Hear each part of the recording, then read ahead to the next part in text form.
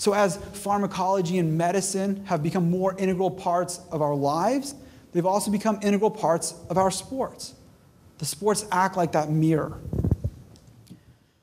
And when we look at this doping debate, and this is what I'm going to be talking about, the question of should athletes be allowed to use these drugs? So we've heard what they are, we've heard what they do. They're powerful, they can shape sport, they can help us to do better. The question is, what role should they play, or should they play no role? And I like this picture because it acts a little bit like a Rorschach test. That what you see here tells you sort of about how you already feel about doping. One side looks at this sort of picture and has the anxiety, the question of remaking humans into something sort of grotesque. And part of the doping debate grabs this and says, we want to ban doping, we want to prevent doping, we want to stop doping because of how it's going to remake ourselves into something worse. We could sort of damage ourselves. And there's another side of the debate that embraces doping because of what it promises.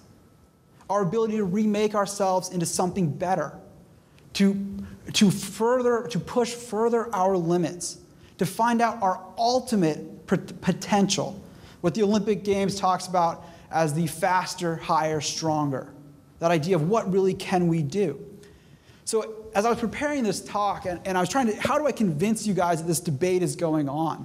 The New York Times made my job so easy by running one of their Room for Debate columns, where they just neatly put the pros on one side and the cons on the other. And we see this cultural debate playing out. And we're having it tonight. We've been having it for years, almost 30 years in the academic circles. We've been talking about should athletes be allowed to use some of these pharmaceutical substances. And we begin to ask ourselves questions about remaking ourselves. So oftentimes when we start exploring the doping debate, we begin saying, well, what if we legalize doping, what would be the end point? What would stop us? Why not just take everything under the sun?